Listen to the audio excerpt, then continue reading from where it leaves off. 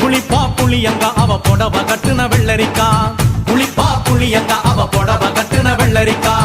பார்த்தா பாவக்காயிலம் பருவத்தில கொசாக்கா பார்த்தா பாவக்காயிலம் பருவத்தில கொசாக்கா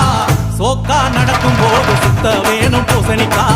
ஆத்தா கண்டெடுத்த அழகான ஜாதிக்கா புளிப்பா புளியங்க அவ புடவ கட்டுன வெள்ளரிக்கா புளிப்பா புளியங்க அவ புடவ கட்டுன வெள்ளரிக்கா